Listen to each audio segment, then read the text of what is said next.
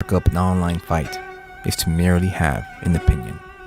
One opinion will cause many to spiral into a pit hole of anger where no one dialogues, only insults the person who has the unpopular or even the popular opinion regarding the latest trends in comic books, movies, or pulp culture. It makes sense given the circumstance. After all, acting tough behind the protective wall of the black mirror we all own and use on a daily basis makes it easy for anyone to jump right into a tirade of insults and threats. Again, just for having an opinion that they may disagree with. I decided to go against that notion. I've decided to start a video series where we discuss the hot topic issues within the comic book industry and pulp culture and provide you with another perspective. One of logic, reason, with just plain old dialogue between two people who have different opinions.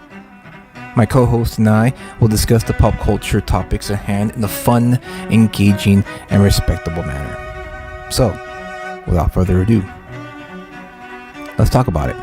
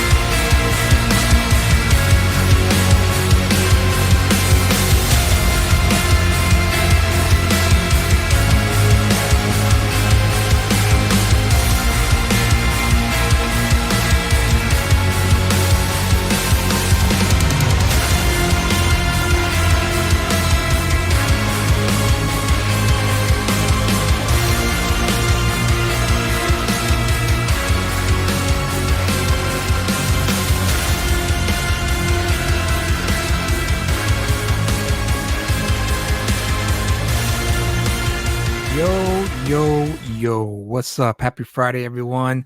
Welcome to an edition of Let's Talk About It. I'm your host, Julius Freeman, and my co-host with me today is Kyle. How's Kyle. it going? Last week, I want to apologize for my behavior. I was drunk. You should apologize to me specifically. Yeah, I was drunk and I was all over the fucking place. And let's just say it wasn't pleasant for my co-host. Yes. Was a little annoyed with me. But a little you know what? I don't. But you know what? Under exaggeration. Yeah, and you know what though? I don't give a fuck. I'll do it again. But no, seriously though, I want to apologize to Kyle and to my the audience that was listening because I was all like, "Oh, what's going on?" And I ended up leaving the studio before I hit end stream. So yeah, I can imagine last week everyone was like, "What happened?" I was wondering what happened. So my apologies for that. I hope everyone had a great week. What a week it's been in the comic book field. Holy shit. A bunch of stuff went down. But before we get started on that, Kyle, how was your week, man? How's your week? What'd you pick up in the comic shops this week? Well, let's see. So this week, I went before I went to my normal comic book shop, I went to my other normal comic book shop, and I mentioned before how Spawn was very last stream. I mentioned how Spawn books appeal to me because Right. a lot of stuff was, you know, not look, very appealing. Hmm. So I went to my old, the comic book shop that has lots of back issues, and was able to score some first Spawn books. I got Spawn number 2. Oh, nice. Very nice. That's a Uh, classic. Sorry, the glare. And then I got Spawn number 5, Ah, very and nice. I got Batman Spawn. Batman Spawn, very overrated book in my opinion. That's what you say. I'll see how it is. I don't know. You know, I think Frank Miller was just collecting a big fat paycheck from Tar McFarlane and he just phoned it in. Yeah. You Well, know? there's been a lot of that going around apparently. Yeah, seriously. Seriously. Well, Kyle was nice enough to get for me a copy of oh great. The green screen's not gonna let me do it, isn't it? Blooderick. Ledric. Blooderick. Let me just say, oh It's damn not it. Hold showing on. up at all. Let me get rid of this green screen for a second. Give me a sec. Hold up. Let me just say that this book is all right. Here we go. Oh no, Let it's you in your me natural habitat. in my natural habitat. So this book right here, if you guys have not picked this up or have checked it out, or maybe it just didn't catch your interest, maybe you just don't know about it even, pick this book up. It fucking looks phenomenal. I mean, look at that. Look at all that detail. I showed this to my brother, who's not a comic book reader, by the way, and we put this book side to side with another comic book that Kyle here will review later for Is It Worth the Right. Pickup? And we just asked him, hey, which cover is pretty much pulling you the most? And he chose this one, and his reasoning was pretty good, which is remind me again, Kyle, if you remember what he said Yeah, you exactly, get. but he He's did say this one stuck out to him the most because of not only the artwork, which he said felt hand drawn and it was like traditional, but the cover itself intrigued him because it's a dude who's walking in the snow, bloodied and battered, and walking up this mountain, and he's like, I immediately want to know what's going to why? happen in the story. So right there, that Yeah, tells you a lot about this creator, Andrew Cranky. I don't want to say cranky. cranky, and he's so pretty cranky. But I haven't read it yet, but I skimmed through the artwork and it looks fucking amazing. So I highly recommend you guys check this book out. It's just because of the cover alone and also the artwork inside is pretty fantastic. Yeah, when I was flipping through it, it reminded me a lot of Conan, and Yeah. so I got him that copy, but I'm gonna go and try to look for one myself, because, and I think that one that I got you, that was the second issue. I think that was the only one that was left on the rack when I went there. Oh, yeah, because I know issue one sold out. Issue one sold out, and Yeah. I was a little sad about that. But then again, the shop that I go to, they always under order indie books. Well, not Yeah. just indie books, apparently. We'll get into. Yeah. But I understand that too, and they probably don't have that much clientele buying indie books anymore like they did back 10 years ago when I used to go weekly. But I'm happy that they still had this issue out, and I just have to hunt down for issue one before it goes up in price, because I have a feeling this book is going to be a sleeper hit. I think as the issues get in, that's just my prediction anyway. It might people more and more people will start talking about it, and then number one will be a sought out after issue for Hopefully. collectors.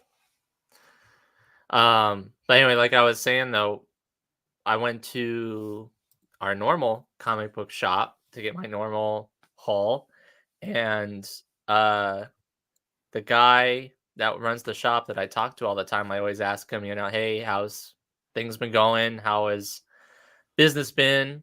And he said that it was really busy, and because in the first like hour that they were open, and then like the last 30 minutes of the day. And he said that everybody was coming in to pick up the new Ultimate Spider-Man book that just came out. Now, when you say busy, what does that mean exactly? Are we talking like 40 to 50 people busy, or what exactly? He didn't elaborate on what busy meant. In the past, when he said busy, he meant like 8 people. Oof. Ouch. So that's not. I mean, I guess that is a little busy, but not really busy, because when I used to go weekly back in my day, back in my day, maybe we should create a segment called "Back in My Day." but back in my day, when I used to go to that very same comic shop that Kyle goes to on Wednesdays, busy was literally like, I'm talking fucking shoulder to shoulder packed in that comic shop, to the point where like some people actually would look at it and be like, I'll come back later. I'll come back tomorrow, because of how like jam packed it was in that shop. Hey, what's up, Edwin? Hey, peeps. Hey. And yeah, I remember going in there, you know, not 7, but like around 4:30 or 5 o'clock after work, or I go on my lunch break, and I would literally have to like tell people, excuse me, I need to reach over here, you know, and every second I was excusing myself to get to the end of the wall, so that way I could grab all the books that I wanted to get before people ahead of me got their copies of sought after books. And back in those days, man, I would say 80% of the books were must read books. So you had to get there and get your copy as soon as possible, or else you miss out on getting that first print run, and you have to wait for the second printing. If you got lucky enough. Because sometimes print runs, just once you run out, that's it. They're not making anymore, and you're pretty much screwed. You have to wait for the trade paperback to get that first story. But I hope it was more than 8 people this time around when he said busy. Yeah, I mean, I hope so too. I mean, like right. I go there at night, you know, after work. But he also mentioned he mentioned the Ultimate Spider-Man, and then also a Wolverine book that both were coming out. And I overheard him saying to somebody else that they ordered 125 copies of the Spider-Man book. And for them, I guess if I remember correctly, that said that was one of the biggest orders that they made in a while of that book. 125? Is that really a lot? If, you know, normal is like 10 to 15, I guess. You know, the people watching right now, I want to ask you guys a question. Is 125 a lot for a store to order? Because I just can't imagine. Like, again, going back to when I used to go, I would feel like 150 would be too little. You know, it's I would imagine you need more than that. How's So it going, Tomo Tom? Requiem Dionysius himself, which, by the way, Kyle, good news for Mr. Dionysius, and we should shout him out. His second issue got funded on Indiegogo last night. Oh, really? Wow. Yeah. Didn't it just yeah, no, open up? he went on Michael Bancroft, who's live streaming right now. You know, much love to Mr. Michael Bancroft. He's a well-respected indie creator himself. I definitely I have a lot of respect for him, because he does provide a platform for a lot of indie creators, big and small. And he had Tome of Reckoning Dionysius himself on the show, and he got funded. He got funded on that show. So nice. Congratulations, Mr. Dionysius. Yeah, I hope we're looking forward to issue 2. Yeah. I'm sure we'll have you on again for Is It Worth the Pickup for issue 2 when it comes out. I'll give my honest opinion. You'll sit in the hot seat, you know? You're very welcome, sir. So again, congratulations on that. We wish you the more success, man. I think it went up to 700 today. If I last time I saw. But I will definitely be backing this campaign when the next paycheck comes in and I have some money to spend. But yeah, I'm definitely going to check out issue 2, because check this out here. Look what I got there. Oh, let me just Yeah, get. yeah. It's Ay, not gonna work, man. dumb, stupid camera. Well, you know what I mean. I have it right here. 150 books seems like a lot for modern. See, that's what I'm talking about. Modern, right there. The key word, modern. Yeah, I just feel like today that's like a lot of books, but back then I would imagine that's really low. I would imagine 300 to 500 books. That to me is a good number for a a top seller.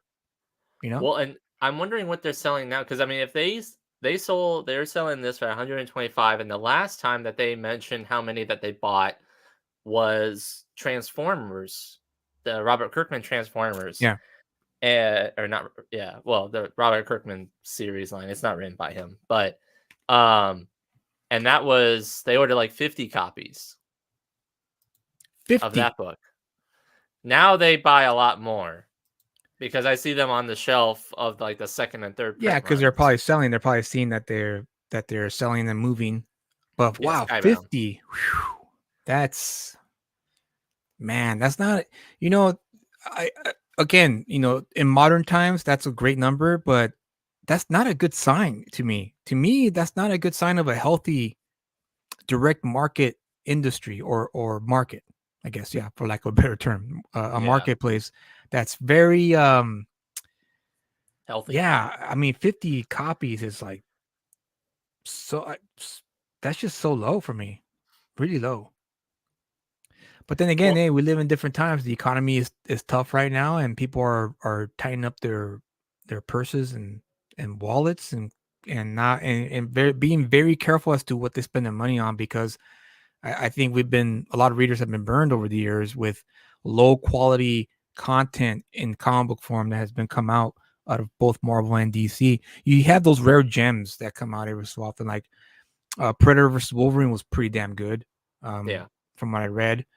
And lately, when you gave me the Justice League Godzilla King Kong comic book crossover, I was kind of wavering off of it. But then when I was skimming through the latest issue, I was like, all right, now we're talking. Now Picking back up. we have some badass action going on here.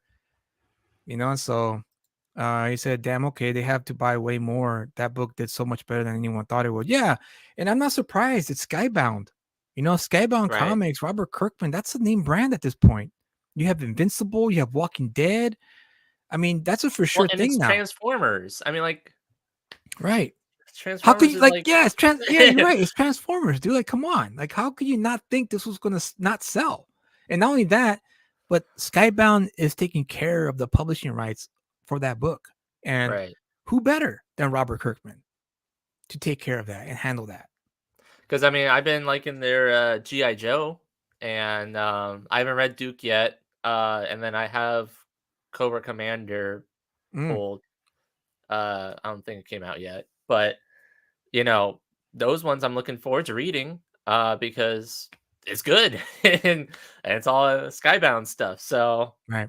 so far they've been the one that has been like the most what's the word I'm trying to look consistent in terms of quality, at least. And that's the key word right there, Kyle. Consistent.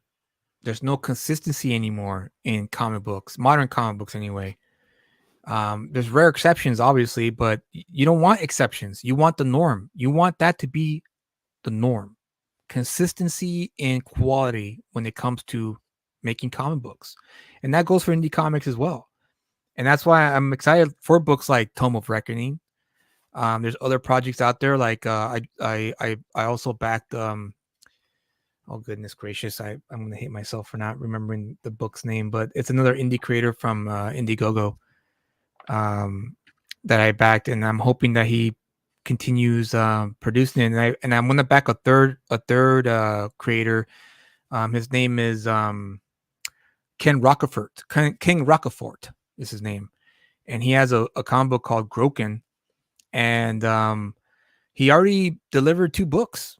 He crowdfunded 2 books and he delivered them within the time frame he promised, and now he has a third one in the works, and he just launched the sign up page for it, and I'm gonna back that. I'm gonna back that book when it launches, because when I saw him deliver the second issue of that book, and people were showing the quality of the work inside the book, I was like, dude, finally we have a consistent indie creator who can Deliver. deliver the goods, consistently. So far. You got the goods.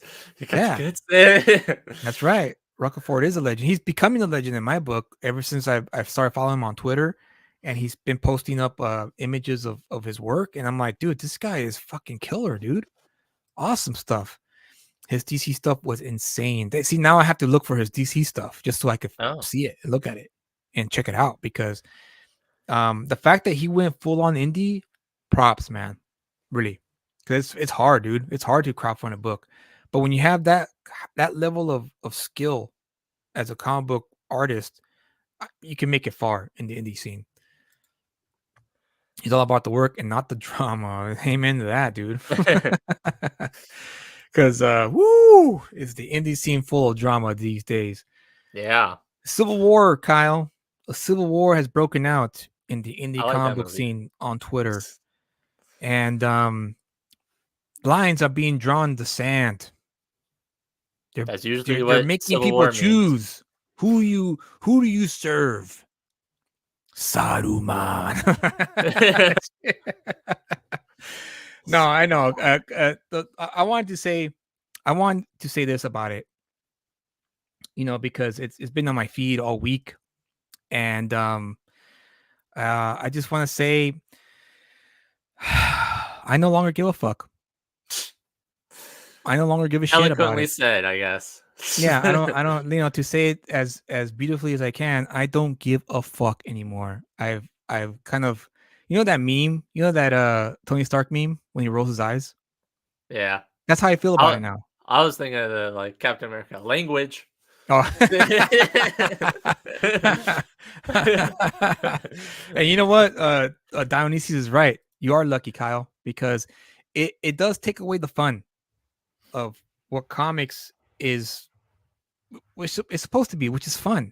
It's supposed to be, It's supposed to be having fucking fun. We're making comic books here. We're not competing for political power in the government. We're fucking trying to bring entertainment to people who are looking for it. And I'm talking about it now because I just want to, I guess, put it out there that I don't care, dude. Like, do what you want, sell your book however way you want, have the platform you want. If you want to be known as the guy who speaks out against stuff, cool. Do your thing, handle it. If you're funny enough or entertaining enough, I'll check you out. I'll subscribe to your channel even, and just kind of listen to you and have a good time. But at the end of the day, we're selling comic books. And hey, if you want to drive your sales with drama, then good luck to you. More power to you. I wish you the best. But for now, I just want to focus on the shit that I'm doing. Dionysius is focusing on the shit that he's doing. Ken Rocafort, who we just talked about, is doing his thing. And not only that, but the 656 crew and the other indie creators that are out there that are just hustling, putting things together and trying to provide the best possible quality of books out there, and have a chance to showcase our talents and skills as comic book storytellers. And I think that's the key, because you look not just in comic books, but you look at movies and TV shows and stuff like that, where most of the time, if a creator or somebody who's involved in a project does not spout anything political, doesn't choose any side or anything like that, completely omits from that and only talks about the work that they're doing and what they're trying to do to make it better, usually ends up having better mass appeal for everybody. Because but then you get people that think that way doesn't work, so then they have to have this drama, so then they usually take one big ideological stand to then fuel the fire to go and compete, which usually just ends up driving away more people anyway. Yeah, I think it drives away the silent majority. Yeah, because we exist. The silent majority exists. I consider myself one of them, because I was raised by my parents to, follow the philosophy of like, if you don't like something, just put it down and put it away and move on. There's, no muss, no fuss, right? Right. And George Carlin, one of my favorite stand-up comedians, said that it absolutely clicked for me, even as a kid, as a preteen, which was, if something offends you on TV, change the channel. It's very simple. Just change the channel, move on. And that's the philosophy I live by to this very day. When I see something on Twitter that's outrageous, like, because there's a lot of outrageous shit on Twitter. Like, let me tell you, so much like out there stuff, out there ideas, out there thoughts, and people just sharing their thoughts out loud. And I just keep scrolling. I don't engage. I just like, oh, okay, that's cool for you, dude. And I just keep scrolling on my phone, like, all right, I'm just gonna look for cool shit. That's how I discovered Tome of Reckoning. Actually, I discovered his page because a mutual who I guess we followed him. He retweeted him one of his werewolf pinups, and I went, oh shit, this is pretty dope. This is pretty cool. So then I retweeted the tweet and I checked out his profile. Tome of Reckoning. I checked out his profile and I was scrolling. I was like, oh, okay, this guy, he's just hustling. He's hustling just like me. So I followed him because I was like, that's the kind of people I want to follow. That's the kind of people I want to interact with. Not just people who hustle, but also fans of books, fans of comic books who want to just fucking read them and have a good time, And that's how it should be. But, right.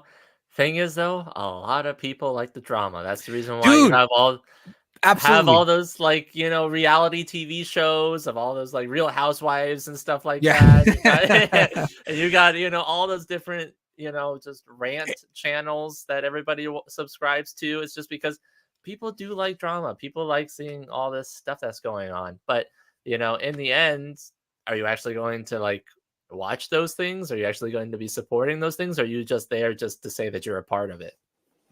Right. It's like the analogy of the crashed car, right? Like Right. everyone's gonna stop to look at a car accident, and I get that. I totally get that. But hey, but like it's to each their own. But eventually, it gets tiresome. In the old days, before social media, we didn't know what actors and artists thought. PR teams ran that shit. Nowadays, it's every thought put on. Yeah, dude, like a wet loose fart. I know, like for me, I tend to like the actors and stuff more that just like don't even I'm sorry. Hold on a second. yeah, you really got You got- Julius with that. You got me there, Dionysius. That's a But great analogy. Okay, all right, go You ahead, done? Kyle. I'm sorry, got it out of my system. I tend to like more actors and artists and stuff like that who do not spout anything political on either side or anything like that, or have any big stances, because at a certain point you do get tired of it and you just want to say, hey, what are you doing that's actually good? What is it that okay, you're nothing, you don't have any affiliation whatsoever, then cool, okay, I'll just focus on the work, basically. I don't mind it that much, if I'm being honest, because it shows their humanity. It shows a little bit of their humanity. What I do mind is the shaming part of it.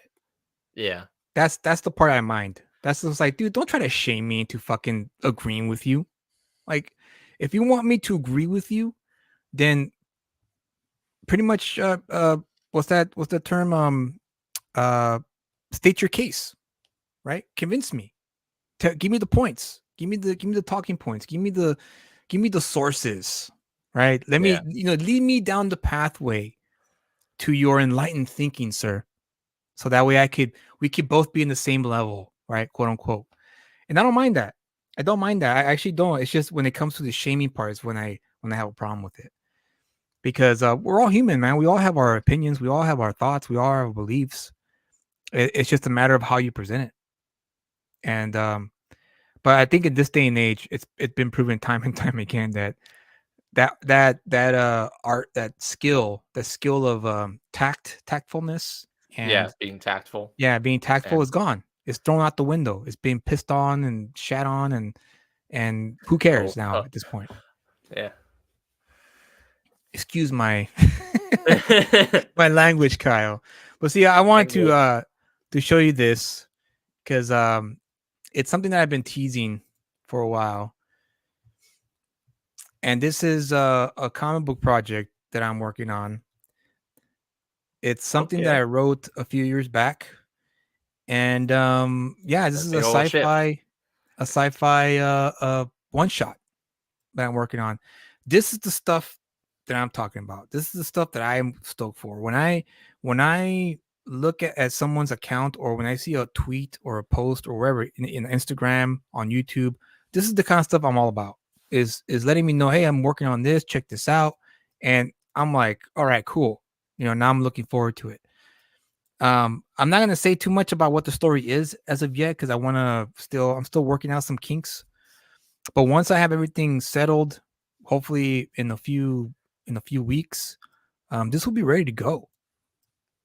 This is Cool. I I wanted to excuse me.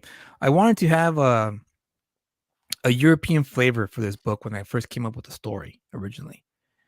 And I was going for a Europeans Mobius. European food doesn't have flavor. What are you talking about? What are you talking about? Yes, it does. Italian. There's Well, Italian okay. I food. was thinking more British food. Britain does not represent Europe, sir. Yeah, well, it's there. It's there, but it's not all of Europe. There's Spain, sir. There's Germany.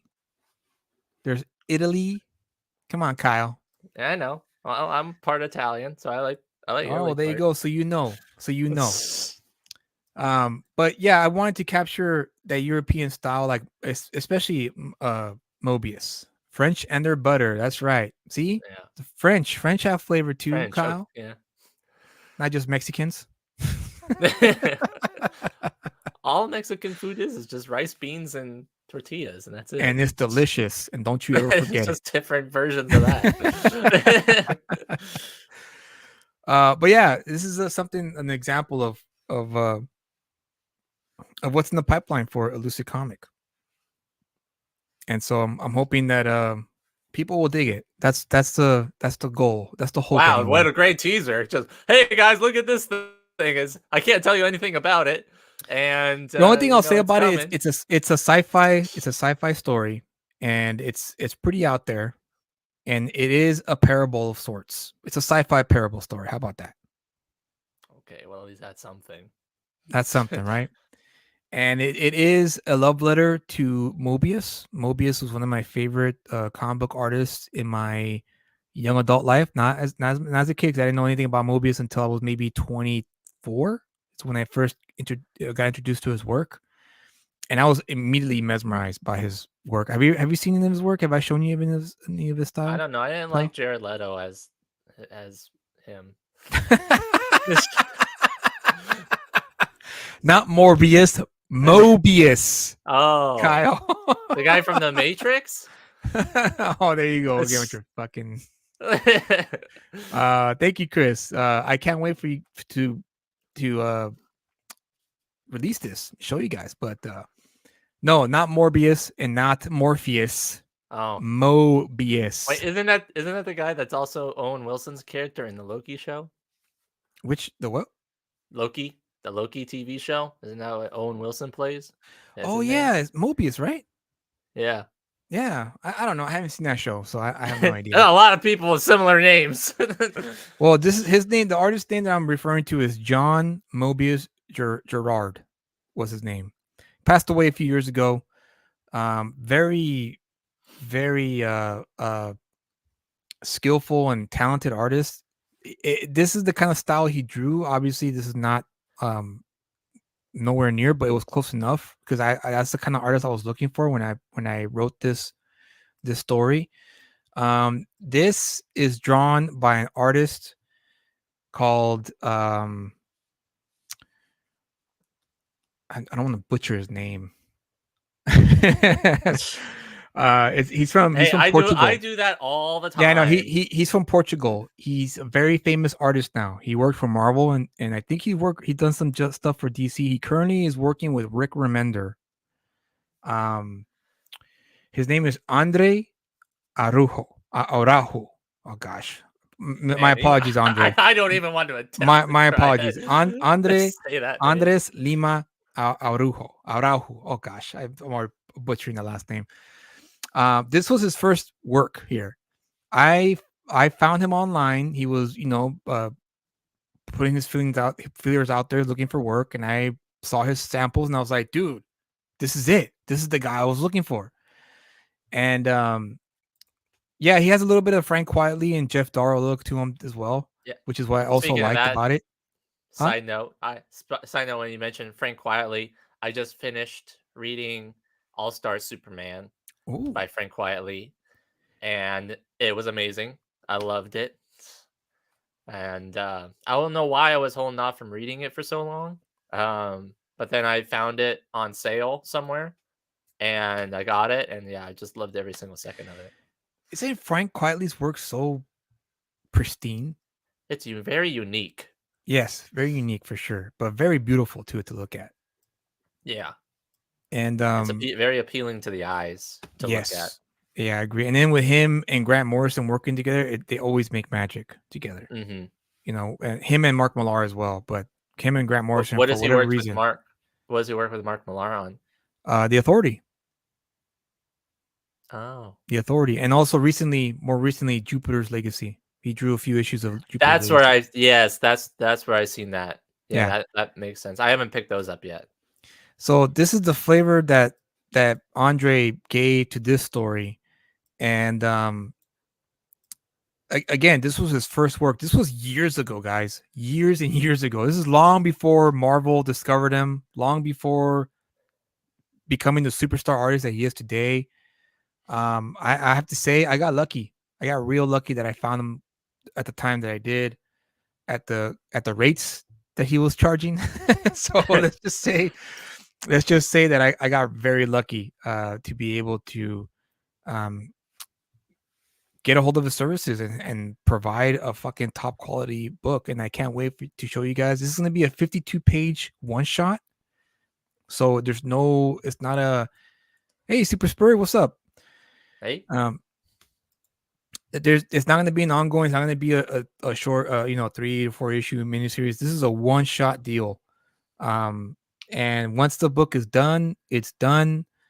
It's a little open ended, just in case readers react to it positively and they like the characters and they want to see more of the characters, then maybe I'll do it. But we'll see. Right now, it's pretty much a open and shut kind of story.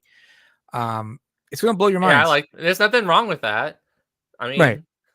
That's more appealing because a lot of the times most stories don't get an ending.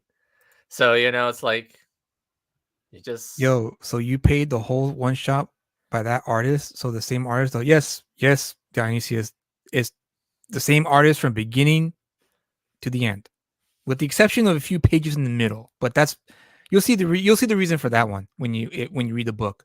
But in terms of the main story, yeah, same artist from beginning to end. So I because I'm a like I'm sure like you, Dionysius, and I'm sure like you, Kyle, and every comic book reader out there who's watching, we all like consistency in more ways than one. So not just of quality, but also the team of the writer and artist, right? We want to see the writer and artist work together from issues 1 until whenever they finish the story. You would hope so. You would hope so. And so yeah, I'm that guy. I'm that same guy too. I like seeing consistency in that base. So like that's also was a little jarring to me because I'm reading the current Conan books, right?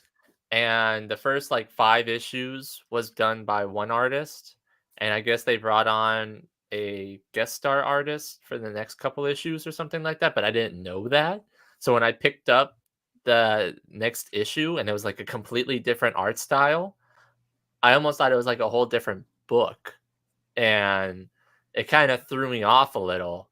And then I didn't know whether or not this was a brand new story, or it was like, you know, I don't know exactly what was going on. Eventually, it did say that it was like referencing the stuff that happened before. It was just a guest artist, but it's always weird to me when that happens. Yeah, it really is jarring. And as long as, again, it all boils down to editorial. How good is the editor when he or she is able to tell, okay, you can't, let's just say, for instance, the artist needs a break. I need a break, right? I've drawn 6 issues.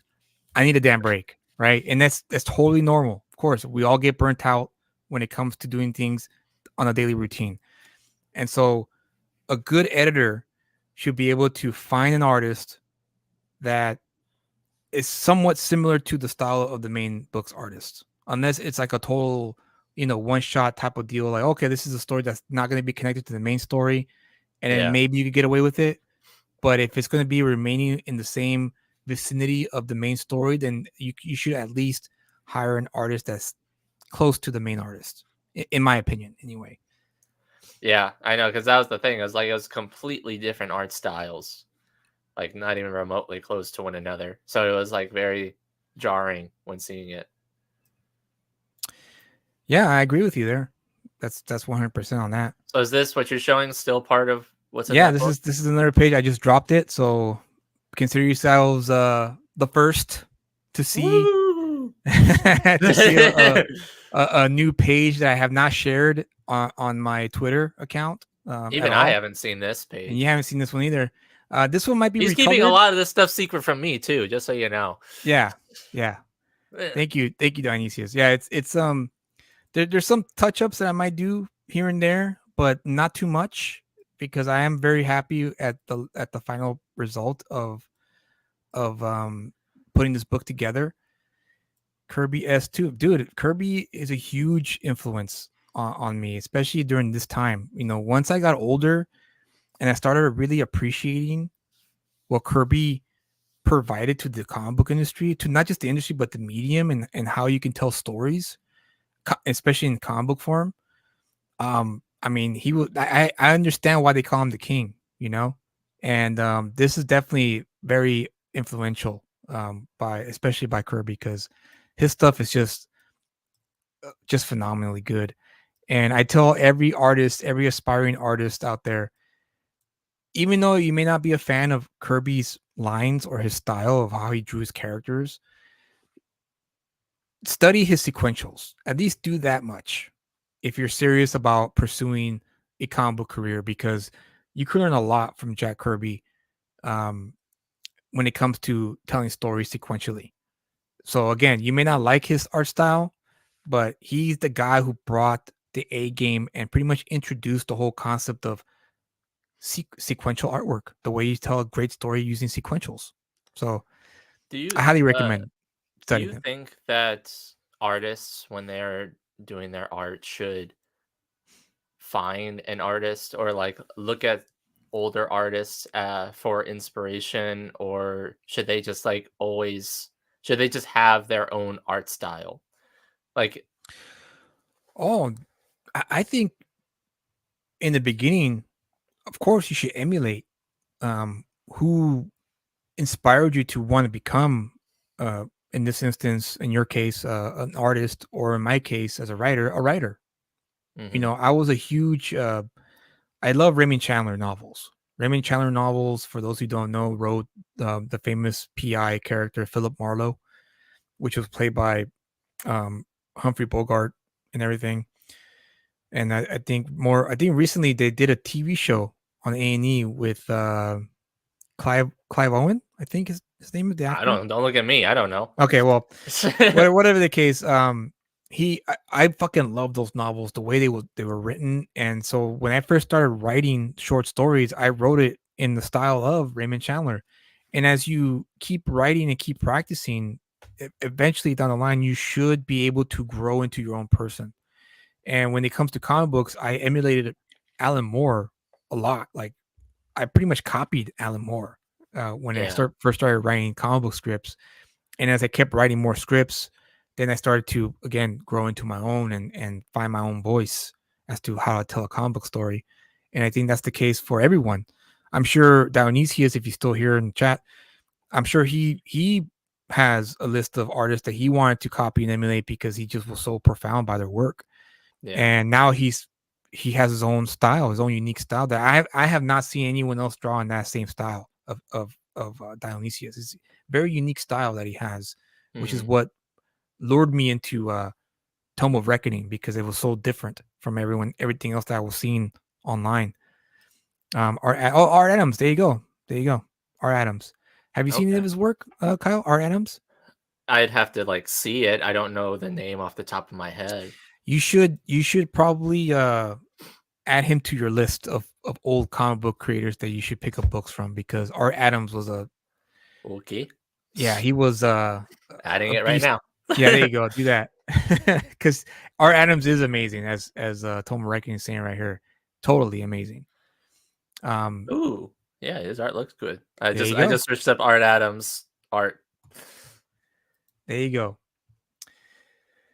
So yeah, man, it's He did a lot of X-Men.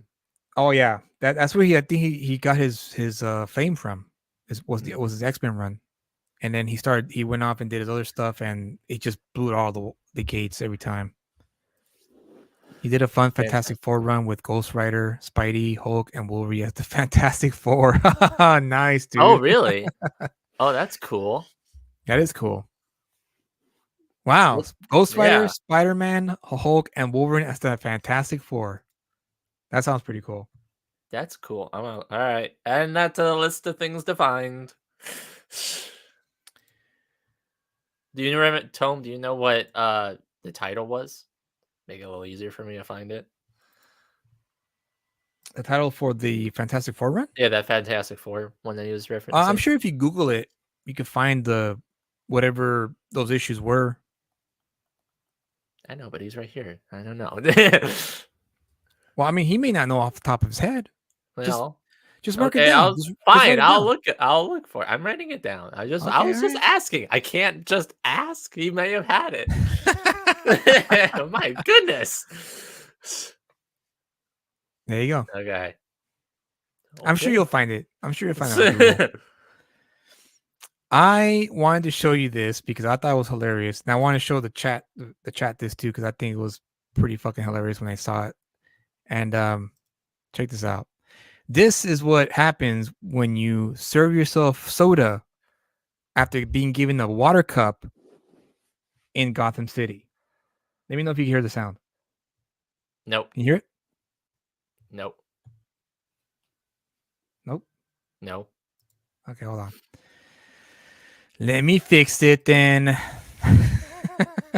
Technical difficulties again. Again. Jeez. This is what happens when you Not go like live. that happens at all here on this channel.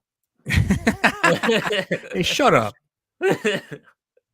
Shut your mouth. All right, let's try this again. So once again, let me set this up for those who just came in here. This is what happens when you pour yourself a cup of soda after being given a water cup in Gotham City. Hey man, You hear can it? I just get a water cup? Yeah.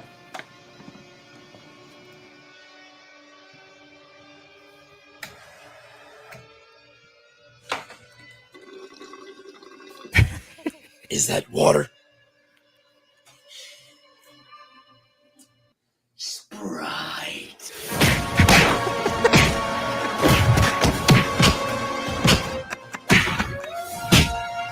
You wanted Sprite.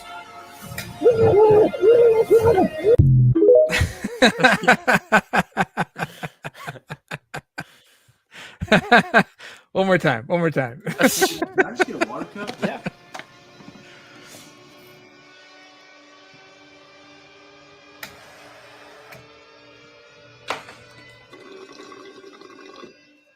Is that water?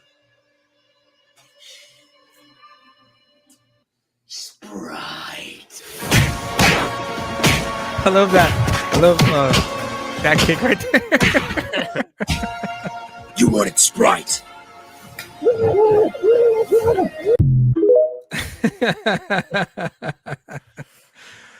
I just want to share that with you. I thought that You tell we're running out of things to talk about, huh? No, I I'm just just kidding. you know, we're getting close to is it worth the pickup, and so I figured, you know what, before I forget, let me just show you now. check the Walmart and got it. You know, I'll look for that, Freddie. I'll look for that. And hey, thanks for being here. Yeah, No, I'll look that's for pretty that. I'll funny look for though. that, and I'll save it. And in the next show, I'll show it because I love. I saw another video that was like that. That was from the Arkham Knights game, and it's all like the caption was like, Batman doesn't kill, and yet it's like him like beating this like the villains like so ferociously, almost like that, like beating them to a pulp. And says, but Batman doesn't kill, but he gets some like inch of death basically. It wasn't that skit of the where he's saying that everyone he kills is sleeping. I don't think it was that one. Okay. Is that what they used to justify the Ben Affleck ones from the Justice League Snyder Cut ones? Wait, say that again. Is that what they used to justify the Ben Affleck Batman from the Justice League, where he's like killing people in those movies? But no. This is just I think it was a Funny or Die, skit, like skit series. And there's one where he's fighting the Penguin, and he's like killing everyone around him. And then Penguin's like, "Dude, you're like totally killing everyone around you." And he's like, "No, they're sleeping." And then he has a realization that his parents like died finally because he thought they were sleeping this whole time. Oh, okay. And I just got a footage, exclusive footage of the online fights that I was talking about earlier. Would you guys want to see it? Sure. This is exclusive right here, right? This is like big because it's happening right now. Check this out.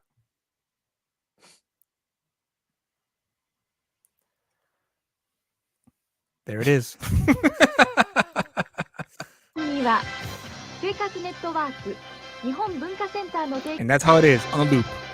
この番組は生活ネットワーク日本文化センターの提この番 I 組 love how he は like he perfectly does that rope 日 thing 本文化センターの提 Just for that.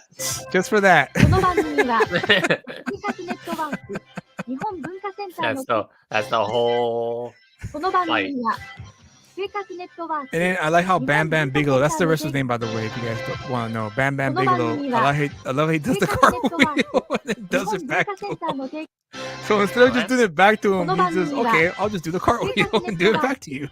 日本文化センターの提 fight fire with fire, I guess. You have to. You have to, or else what's the point? So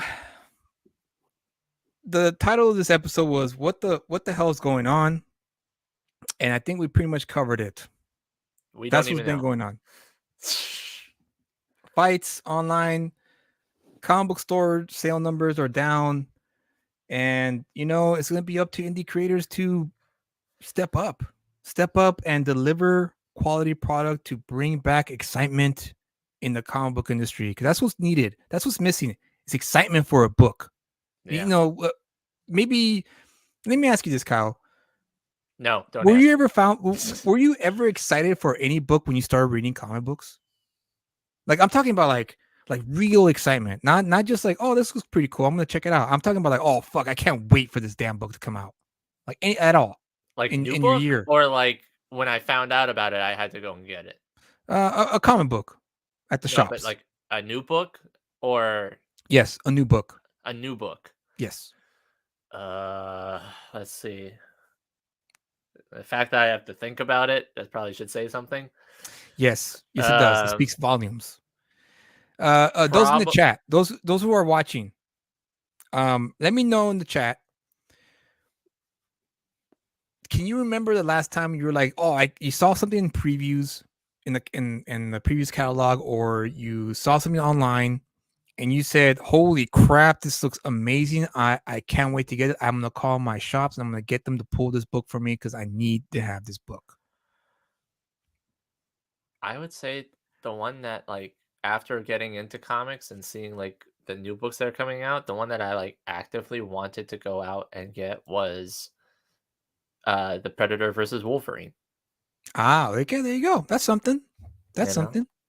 I was actually excited for that book too. I was actually really stoked for Big Game, and that's only because, yeah, I mean, you saw me. You saw. I was like, Big Game. I was like, oh, Yeah. we need to get this. I need to didn't get know this. that, but I was just starting to read Mark Millar's Millar. I don't know how you pronounce it. Stuff Mark at Millar that time. or Mark Miller. I've been hearing more people calling him Mark Miller, but I think whatever. it is. I think it is Miller. But everybody just calls him Millar. Just I like it. I like it better that way though. It's more fancy. Oh, that's a good one. Dionysius Wolverine Origins. That was, I remember being hyped for that one too when it was coming out. That was a dope one. I was like, ooh, Wolverine Origins. In case you don't know, Kyle, that was the book for the first time we were going to learn Wolverine's origins. Wow, almost like the titles told you it was going to. Wow, Smart ass.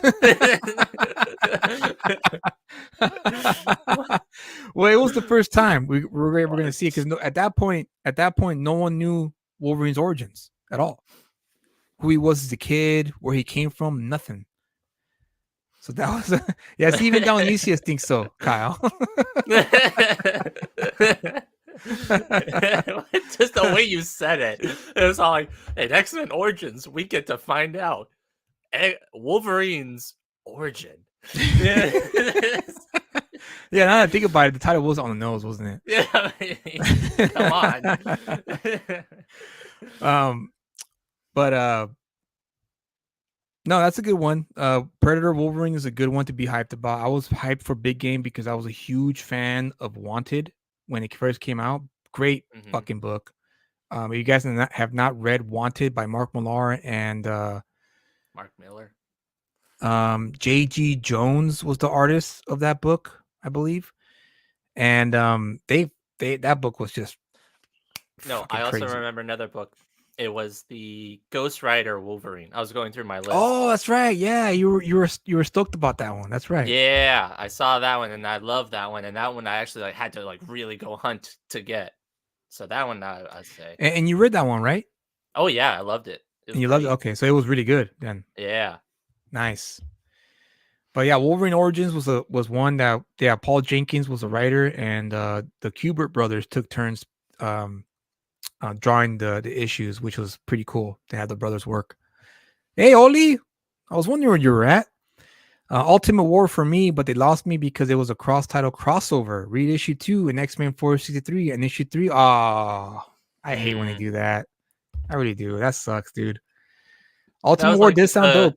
That was like with the Wolverine Ghost Rider, although it wasn't that bad because it was just between the Wolverine and Ghost Rider titles. Well, first off, it was like the Wolverine Ghost Rider was its own story, and then they branched it to have one part be in the Wolverine story and the other one part in the Ghost Rider story, and then they converged back into another single book that's like different from both of them.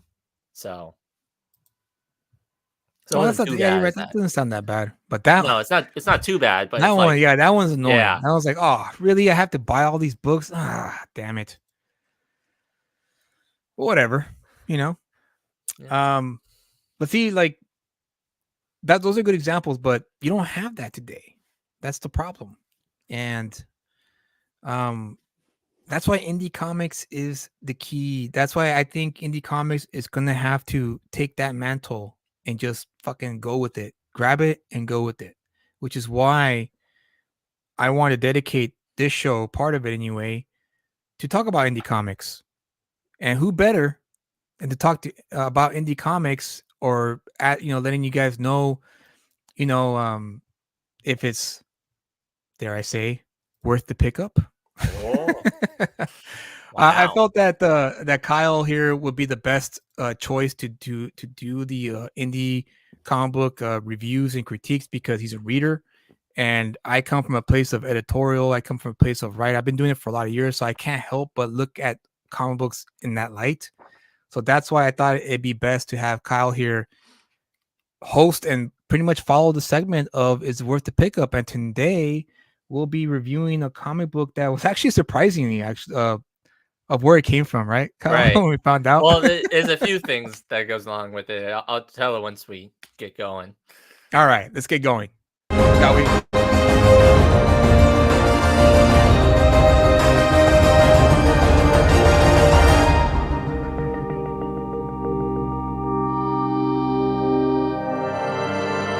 So, welcome again to another edition of Is It Worth the Pickup?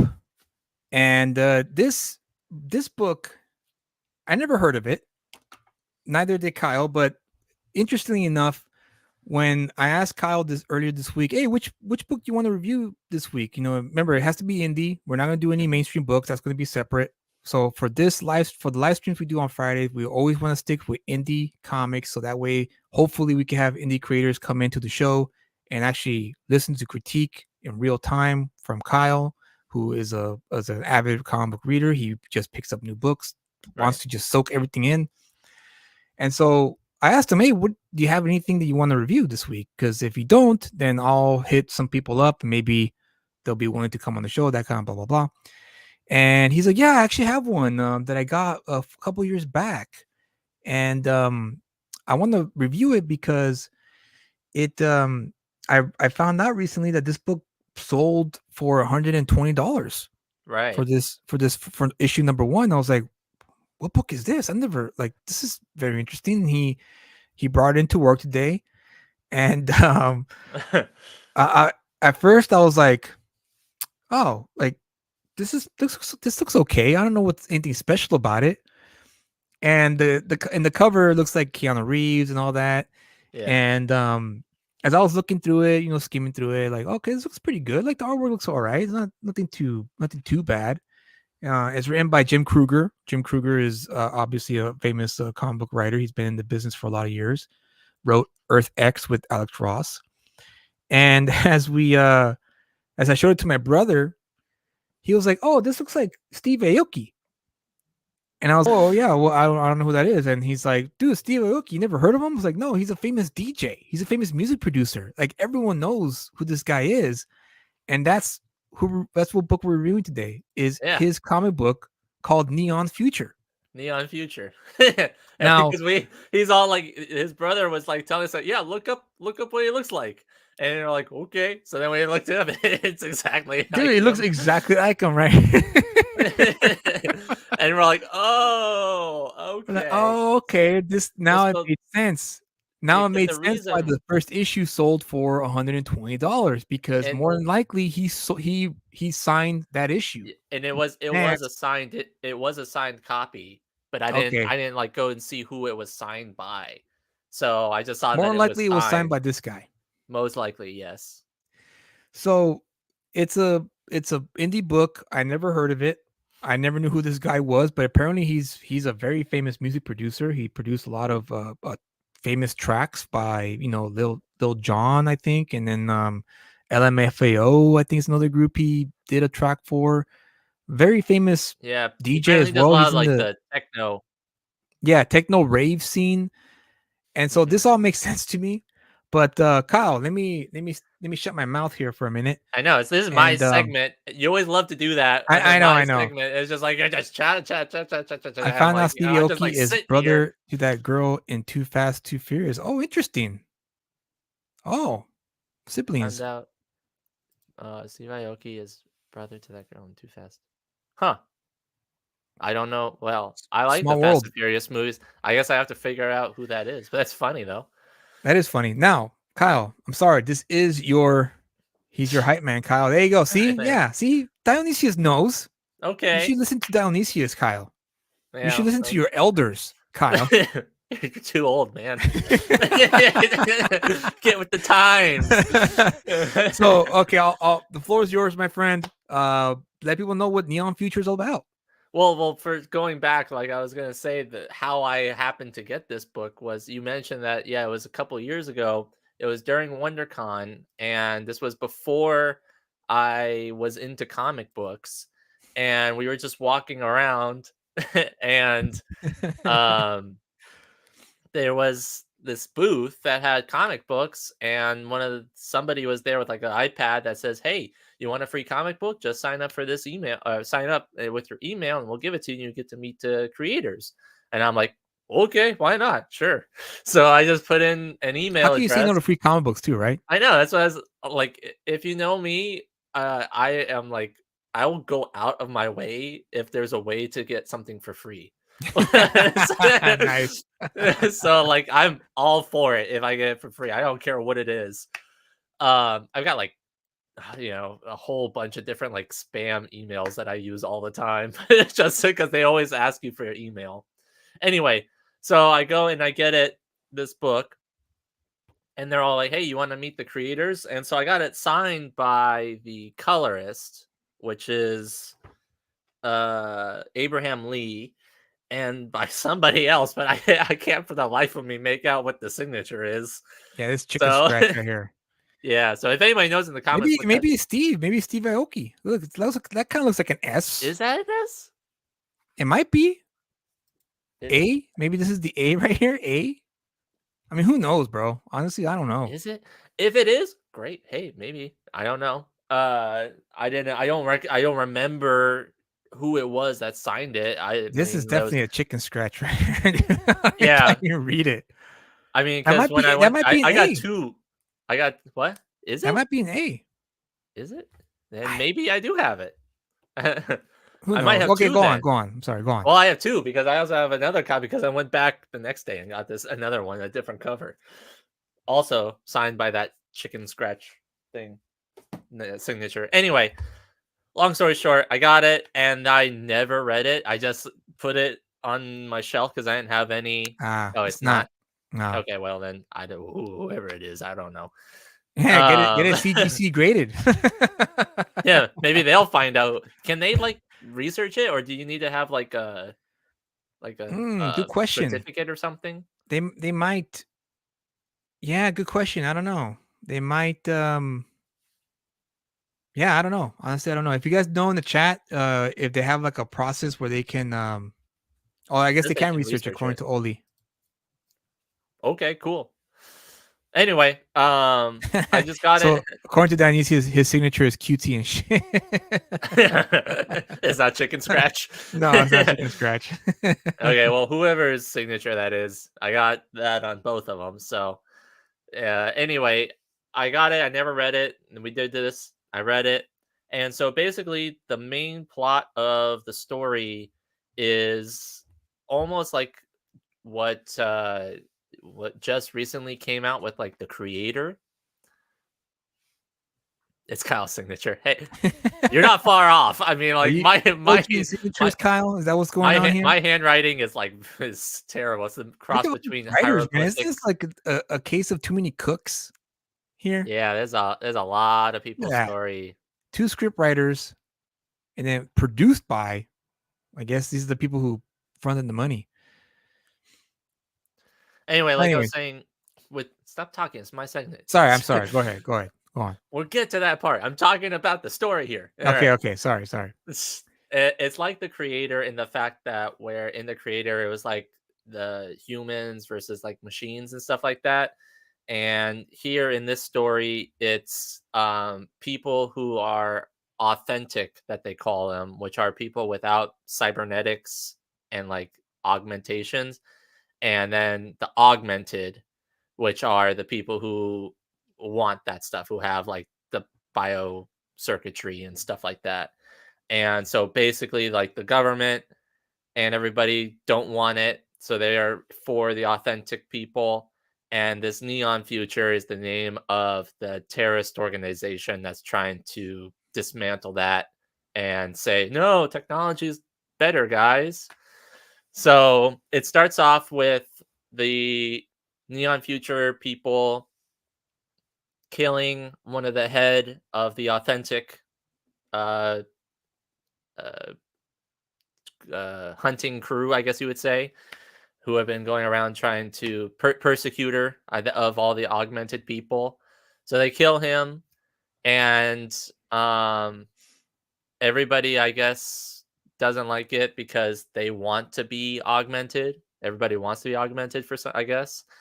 And as he's being transported to the hospital, he gets kidnapped. Well, I don't know. Is it considered kidnapped if you're already dead? I guess so. By this guy who's part of the Neon Future team.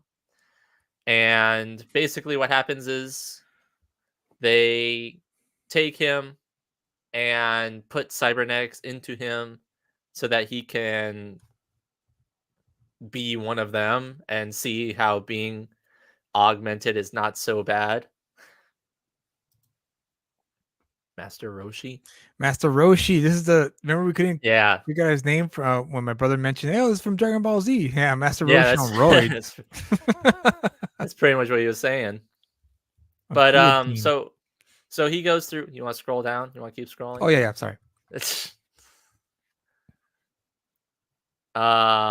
So yeah, they take him back to the base. This is where they turn him into the augmented thing. This is where we get Steve Aoki's character, who's all like, you shouldn't have done that because reasons. And and Was there at least a they're good all reason? I don't remember. Oh, okay. and so I guess they're gonna try to make an example out of him, and so they're gonna put in some like experimental thing into him. And so he goes through and does this like mind meld teleportation thing and brings him back to life. And the art here is really cool. Like, keep scrolling. This is the this is the reality guy that's being brought back to life. And so this is double page spread, which was pretty nice. It's pretty good looking. Yeah, it looked pretty nice. So I do appreciate the artwork in here. This sort of like Blade Runner type, obviously neon and techno type stuff. Character design was pretty cool for, if you keep scrolling, for Aoki's character. Oh, this is nice. I like this. This is Yeah, cool. sort of like dragon portal, I guess, to the real world or something like Yeah. that. So yeah, he wakes up. Basically, Aoki's character was telling him, hey, you've got a choice to make. You're gonna be different when you wake up. You have to either, decide who you want to be, and basically saying you want to be a sword or a butterfly. I guess meaning, do you want to be on our side or not? And so symbolically cuts him, I guess, or something like that. I don't know. I Pushes see. him Yeah. out Yeah, it pushes him out of the of the I guess the portal. veil, I'm assuming. Mm-hmm. And then that's where he says you want to choose to be a butterfly or the blade. And so he wakes up and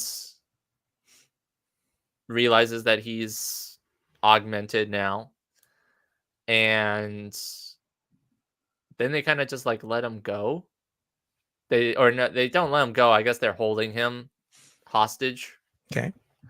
And this panel you had a problem with. Go back up. Yes, because it wasn't very clear as to what the hell I was looking at. At first, I thought I I was got looking... it. Yeah, well, I mean, you must be blind, Kyle. Because this. But Well, let me ask the chat. I want to see what they think. I know you won't be able to see it too much because of the screen. I don't know if you guys are watching on your phones or on your laptops or desktop computers, but when you guys look at this, what do you guys see? What's the first thing that comes to mind when you look at a panel like this? And be honest. No, we want you to lie. Maybe I'm wrong. Maybe I'm completely wrong at my observation when I first saw this Meteor coming down. Honestly, a crater. Oli is a crater. Yeah, okay. I honestly thought it was books burning. You're right, Freddie. It's the LA Coliseum destroyed. That's number one. But I personally thought it was a bunch of books gathered together and they're burning them, I guess. That was my thought. But it's a shanty town. Right. That's what it is. Does this look like a shanty town to you guys? This does not look like a shanty town. It's we have very an indication right here in the foreground, but yeah, that's it. what gave it. But like, it's muddy. Yeah, see, all these like nah, Yeah. no way. And then Dionysia is the same thing. Yeah, that doesn't look like a shanty town at all. So, I understood it, but it wasn't like a wow factor for me though. It was more of like, oh, okay, and then move on type thing. they Like I probably didn't should have got rid of this first panel here and then maybe expand this whole half page it looks like, or more than half page, and then give it more depth, give it more, like, it just doesn't look like a shanty town at all. Hey, what's up, B Rose? Good to be here. Oi. Good that you're here. But anyways, go on. Yeah, so anyway, he now realizes that he has got more powers, like he can understand other people's languages. Like I guess he before could learn Chinese or Mandarin Chinese. Then his teammates, the ones that are non-augmented that are with the government, show up. And so now he's being bailed out by the augmented people who are finding out, hey, us augmented people are nice people too. You're not just supposed to kill all of us. And then they go and kill all of them. And I have to B Rose, if you're still here, I actually got I'm not saying it is like Cerebrum, but I kind of got the same kind of vibes when Kyle was explaining to me the story here. But you go, see? Oli, great minds think alike, as they say. It kind of has the same flavor, B Rose, but it's not exactly the same. So you just, you're safe. You're safe. Don't worry about it. But yeah, I really did got just so you can have context, Kyle. B Rose, this individual right here, Black Rose Comics. He is the writer of a comic book that he produced himself in crowdfunding called Cerebrum, and it's kind of the same concept here, where it's a society, it's a cyberpunk society where people who have like cybernetics are considered to be pretty much low class. So, crazy. That's basically that. It's a shanty town where USC playing at the Freddy. So I mean, it sounds almost the same, right? It's it's basically the exact same story. Like if that's what you're talking about, what it is, then yeah, it's dude, you're right. Ooh, this is okay. Perfect, great observation, Oli. Right here, Kyle. Amateur hour on the parts of the letterers. Right here. Oh, shame on the letterer of this book for not catching this, and also shame on the editor if the book had an editor. Let me see real quick. It should have. That's actually a lot. Now that I'm looking through. So the letterer was Clem Robbins. Shame on you. And it looks like they had no editor on this book. So okay, I'm sorry. I take that back. I shouldn't blame the letterer, because the editor, that's the reason why you should have an editor for every comic book to catch things like this. Good catch, Oli. See, Oli's editorial eye also catching stuff. I mean, besides it not looking the best, is that the only reason why that you want them connected? It just looks tacky, dude. It's just they're supposed to be one. They're supposed to be like this, like this word balloon here, the rest of them. Right. It's just a matter again. What's the key word today, kids? Consistency. Maybe we should add that, like Sesame Street, to every single. I know, right? What's the key word today, boys and girls? Consistency. But you're right. They have a bunch of producers, and come on. All right, but go on, Kyle. I'm sorry. Well, I was looking through it again, and it does pop up again later in a book. I don't know whether or not this this was I took a picture of it, but it does show up again later, also with the tails cut off. Yeah, I think the letterer just didn't see it, and no one else saw it, and they printed it that way, and now it's not bad. It doesn't ruin the book per se, but it's just a matter of like, hey, look, if you got a guy like Steve Aoki bankrolling your, a comic book based off his character, then, come on, like, it doesn't hurt to hire an editor or maybe even someone out of the whole production team that's listed there to look over and go, hey, wait a minute, whoa, what happened here? And then change it before you send it to the printers. That's all. Is that Oh, I okay? mean, yeah. We left off here. So at this point, It's basically the exact same. They're just running. They're getting shot at. It just keeps going like that for a while. The bad guys catch up. okay. And they start beating them up. So they're catching up to them. They're starting shooting.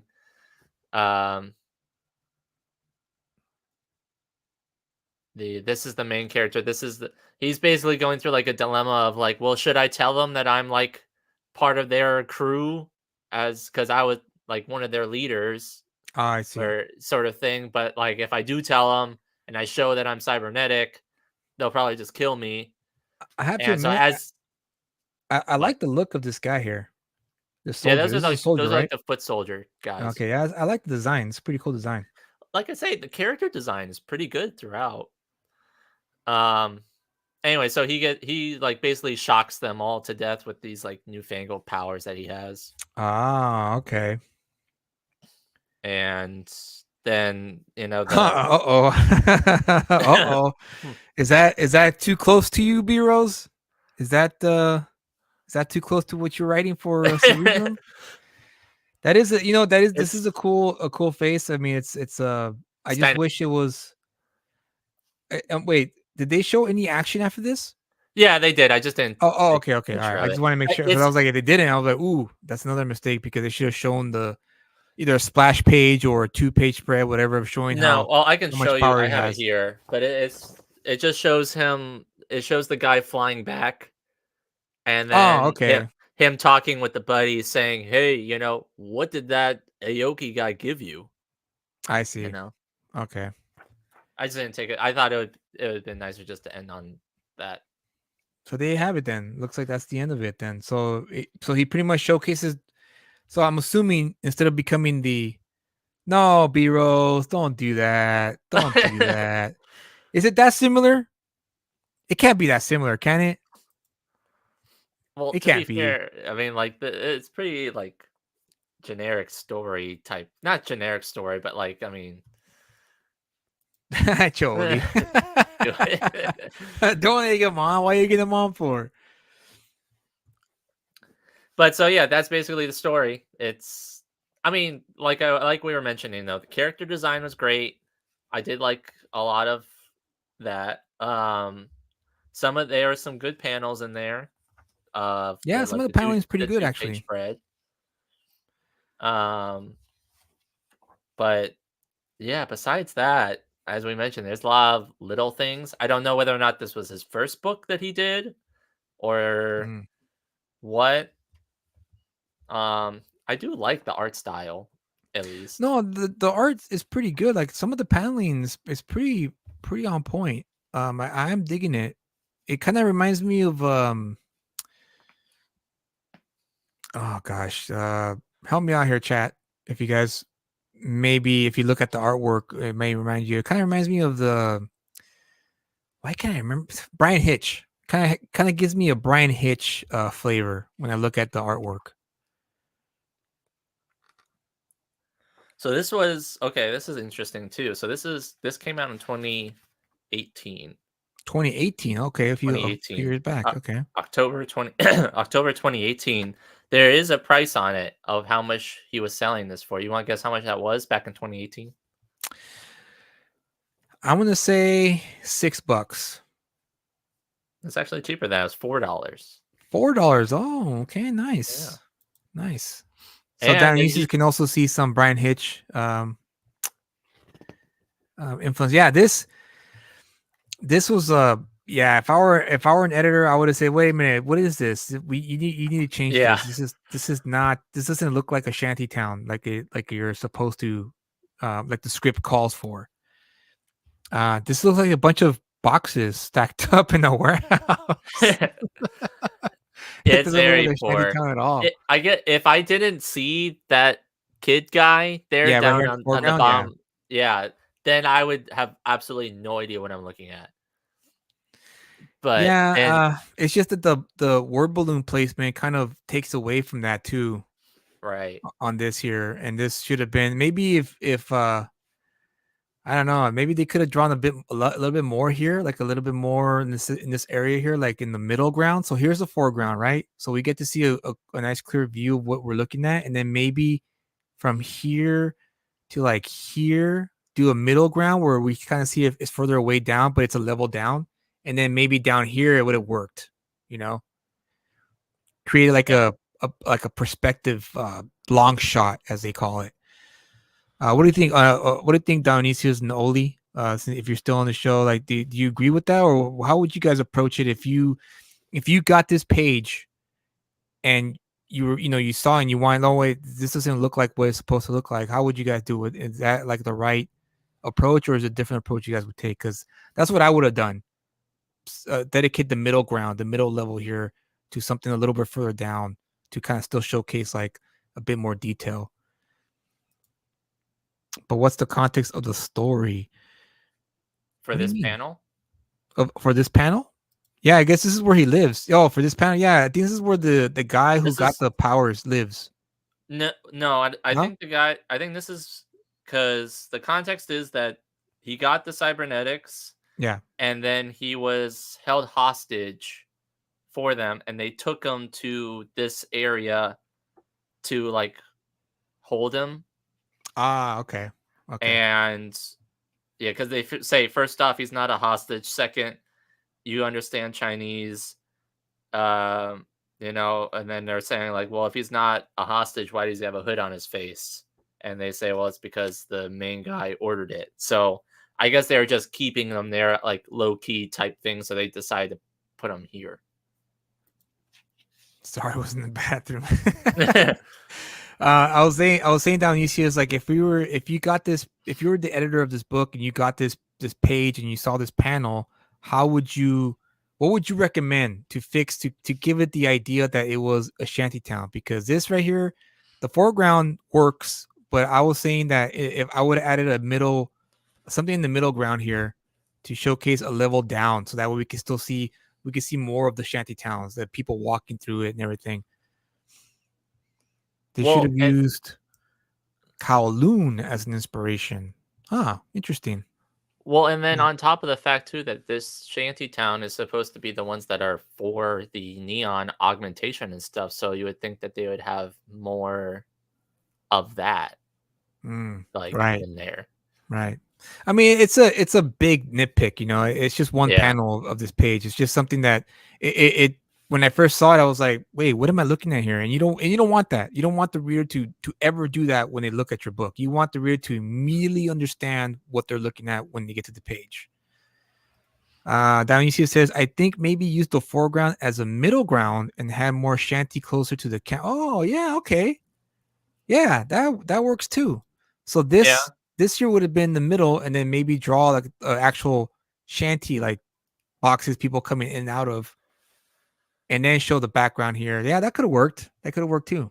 What Freddie was saying was like more walkways and stuff like that. I was thinking more of that. Yes, that's what good call, Freddie. That's a good call. That's what we need more of, more spacing to show walkways. Exactly. Yeah, like this is an actual town. Area. Yes, an actual shanty town. Where people actually live at and have walkways and pathways and stuff. Because you're just supposed to navigate through all that? I guess so, dude. I guess so. But again, that's a big nitpick. It's nothing that destroys the book, I guess, the overall experience. No. But also the color. Is it burning? See, yeah, it's exactly right. That's what I was thinking too. That's why I thought it was a bunch of books burning at first. I was like, oh, they're burning a bunch of books. But it's not. It's actually, I'm assuming they're probably like fires that they use to keep themselves warm, maybe. I have no clue. I have no idea. See, that's never explained. I thought it was them, like the government people raiding, and those are like the But see, it's not clear because we don't have a context here. We don't have anything to showcase that they are destroying this shantytown or they're raiding the shantytown.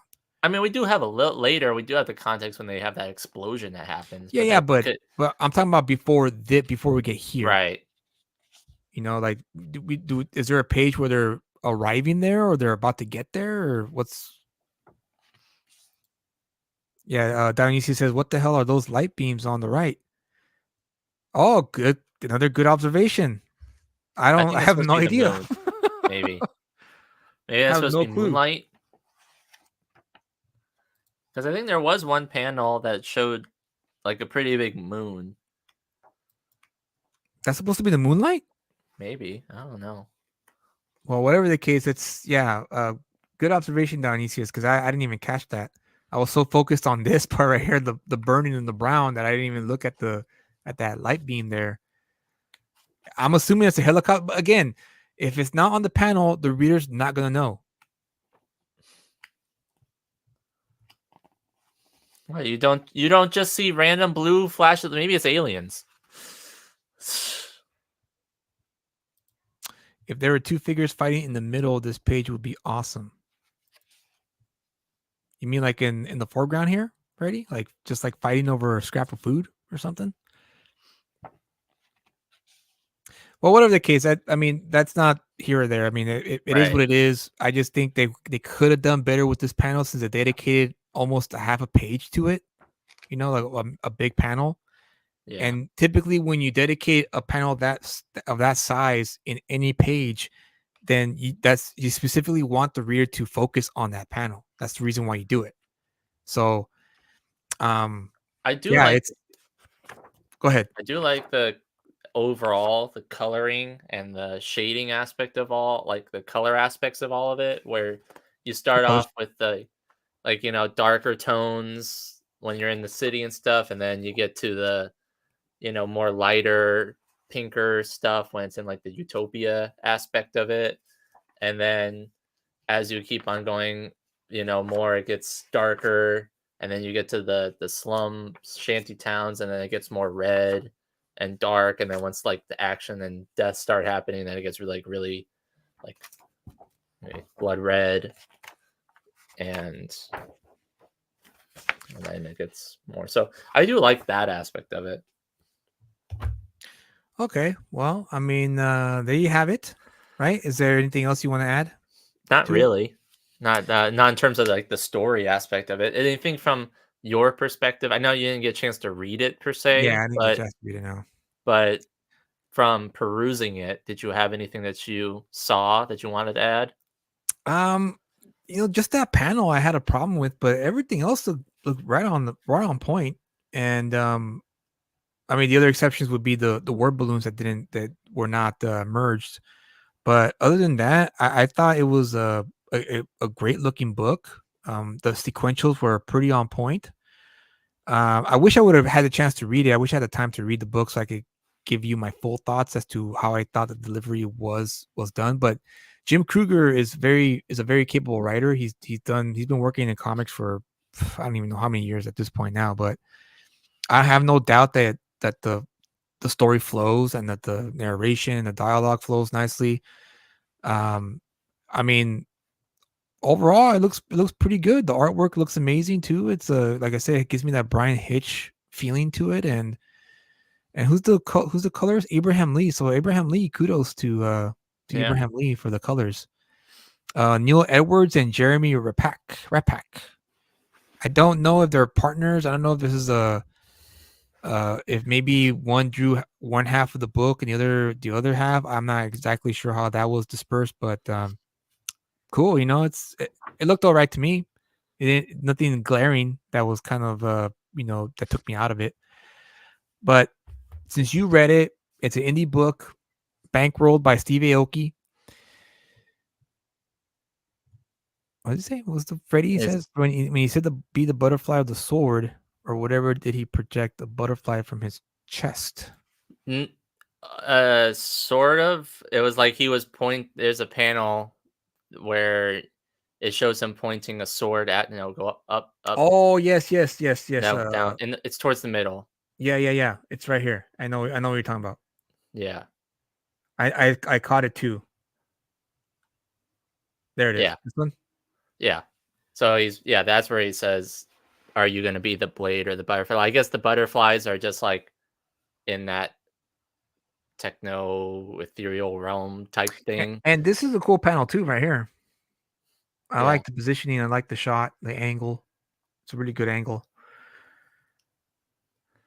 But all right, since you got everything, since you covered everything, with the moment of truth, is it?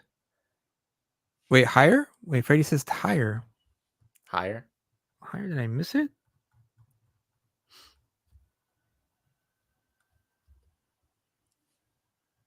There.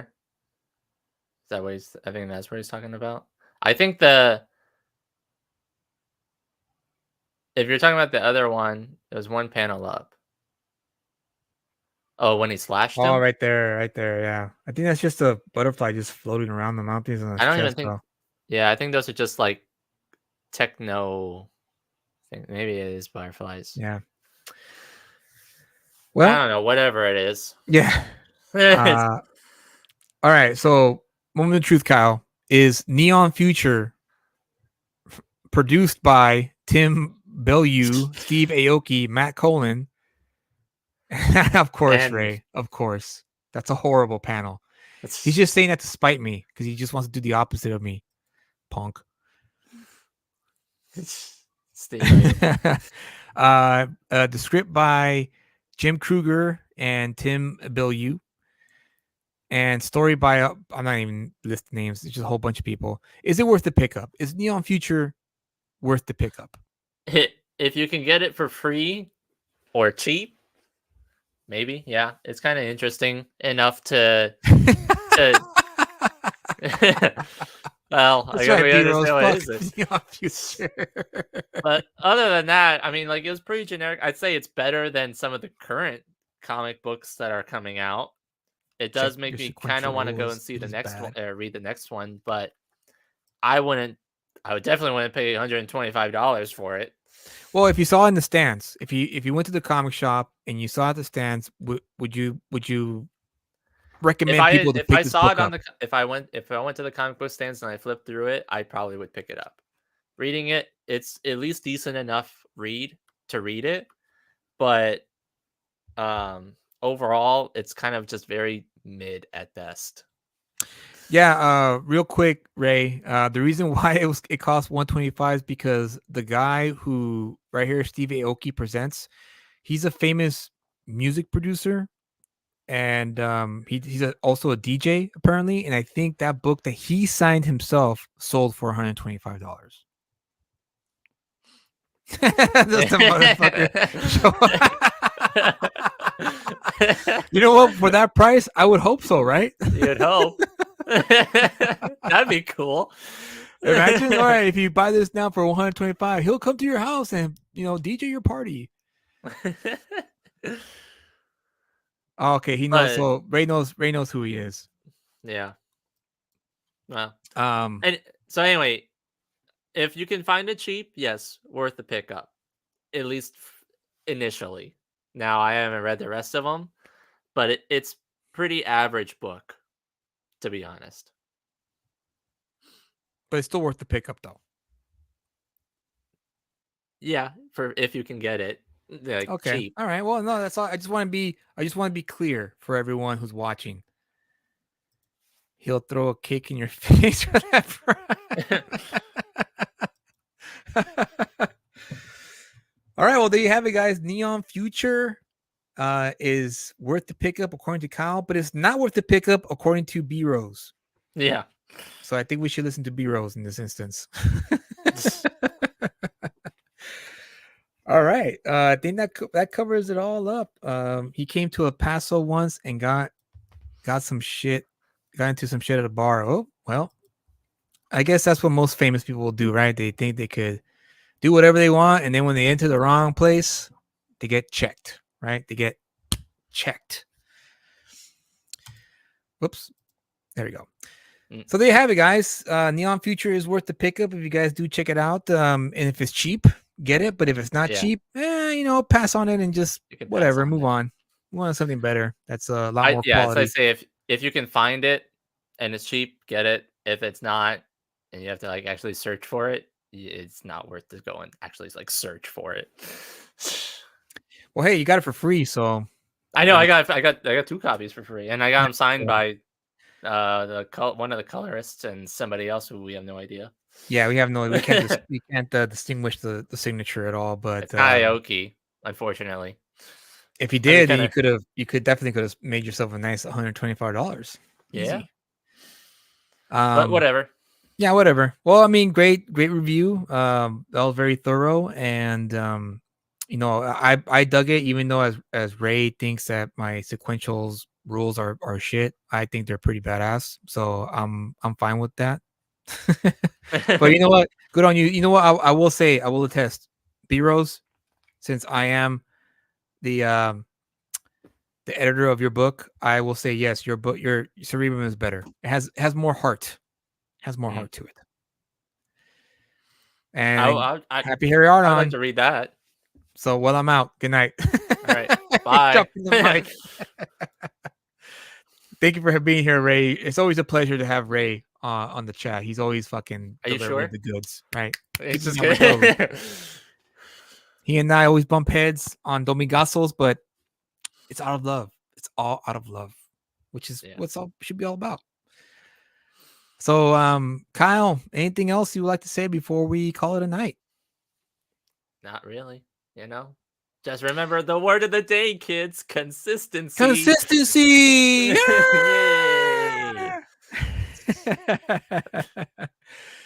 I would like to thank B Rose Comics, Tome of Reckoning, Dionysius, Harry, Happy Harry Hardon, Oli, Freddie. Who else came here with us to check to hang out? I think it was Edwin. Edwin was here for a while.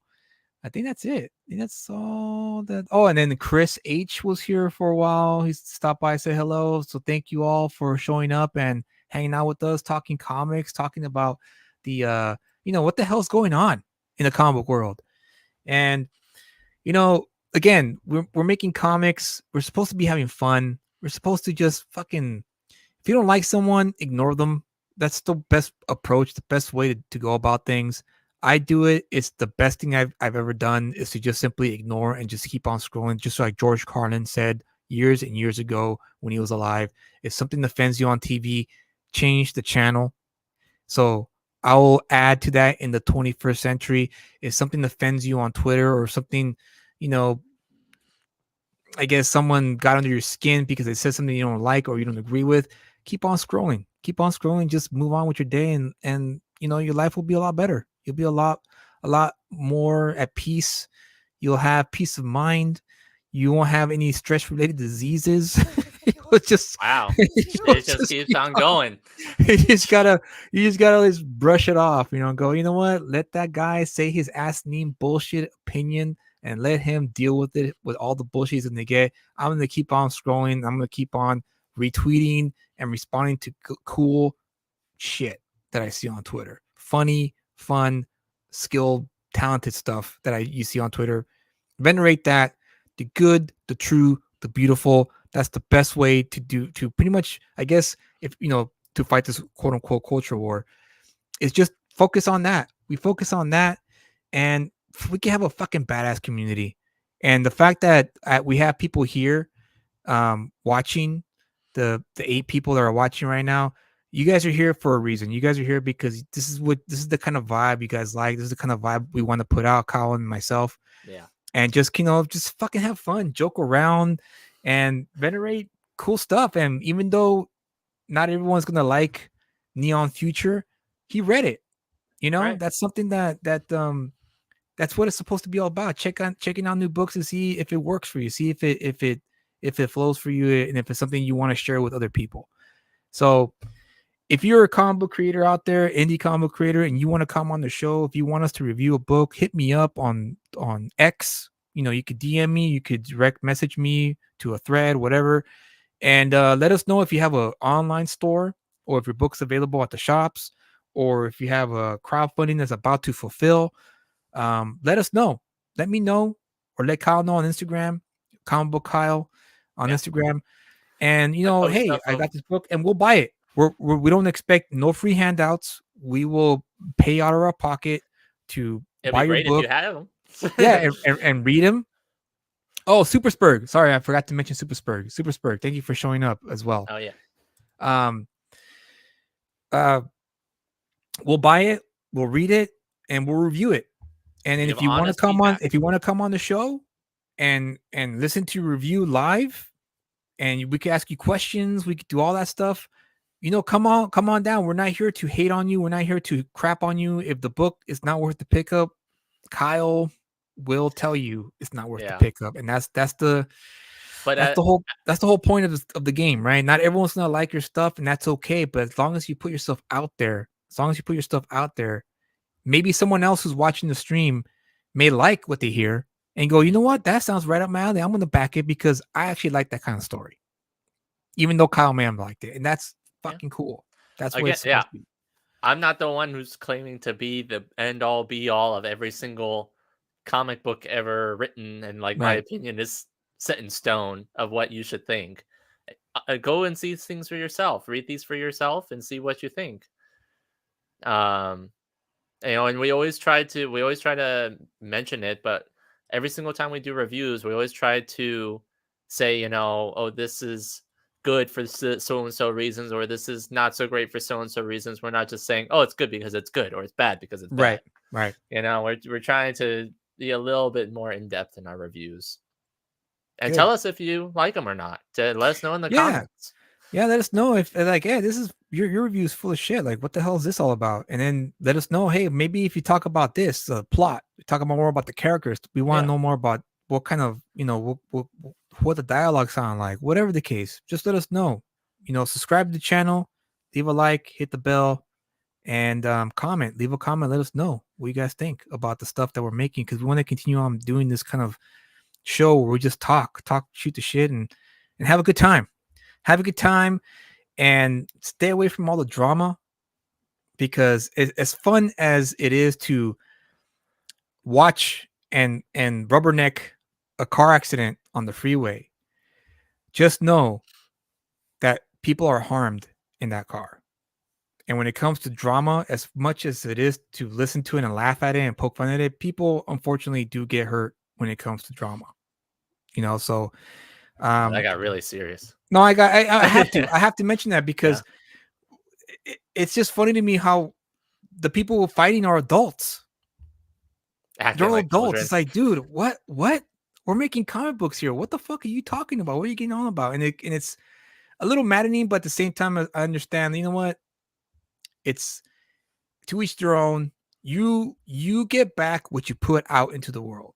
I'm a believer of that. So if you put out drama inducing engagement on your social media, cool. If you could handle what comes back at you, more power to you.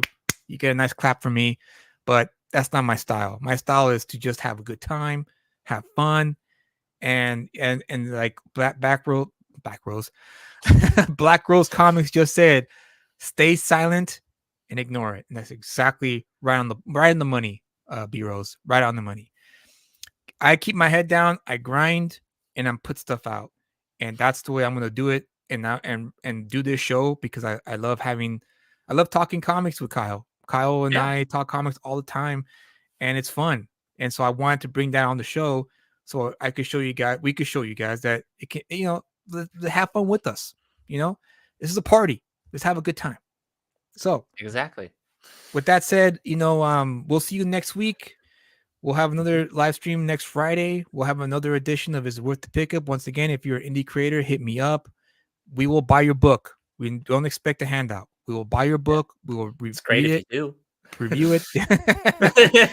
And you can come on the show and listen to your critique, or not your critique, but your I guess review in real time. You don't have to if you don't want to.